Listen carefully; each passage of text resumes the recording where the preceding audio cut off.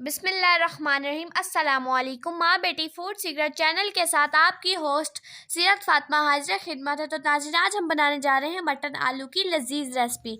तो वक्त ज़ाया किए बगैर चलते हैं किचन की जानिब। तो बाकी तफसील आपको मम्मा बताएंगी।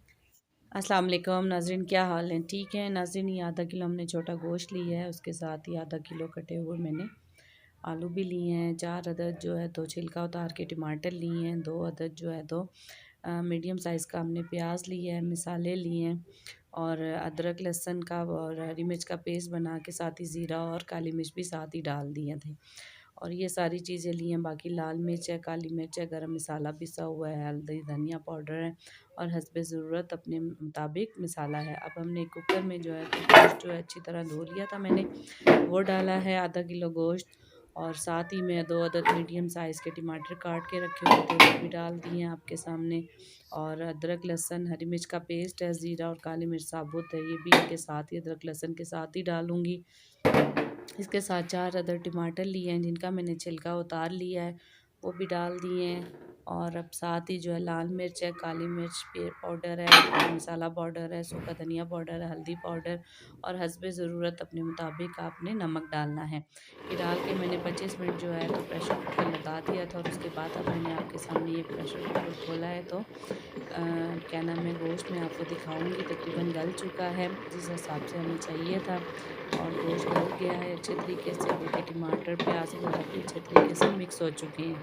अब इसमें मैं अपनी ज़रूरत के मुताबिक जो है तो ऑयल डालूँगी। आपको जितना खाना है ज़्यादा कम आप उसके मुताबिक ऑयल डाल सकते हैं। अब ऑयल डालने के बाद इसे तकरीबन मैं भी 15 से 20 मिनट तक इसी तरह चम्मच हिलाती रहूँगी ताकि भुना जाए, ऑयल का कच्चापन बिल्कुल ना रहे, ना ऑयल की कच्चे की स्मेल आए, ताकि ऑयल भी जो है वो अच्छी तरह इसमें मिक्स हो जाए।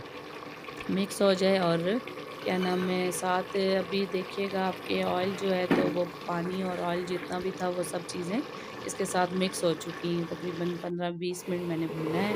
भुनने के बाद इसमें ऑयल आपके सामने आ गया है और इसमें मैं अब हरी मिर्च और अदरक कटी हुई जो है तकरीबन 15-20 मिनट बाद जब भूनने के बाद ऑयल जब छोड़ा है उसने गोश्त ने, तो हम इसमें जो अदरक और हरी मिर्च कटी हुई, हरी मिर्च को मैंने बीच में से कट कर लिया था, बाकी अदरक बारीक काट के इसमें डाल के भुना है मैंने।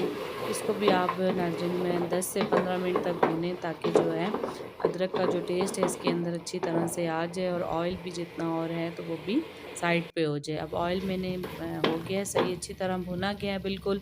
अब मैं आपके सामने इसमें जो है तो आधा किलो कटे हुए आलू हैं।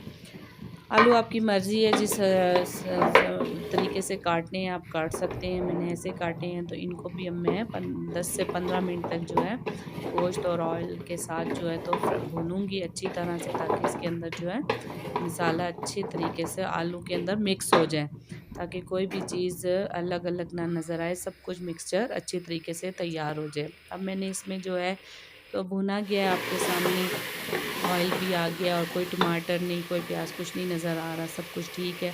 अब इसके अंदर मैं 2 गिलास गर्म पानी के डालूँगी।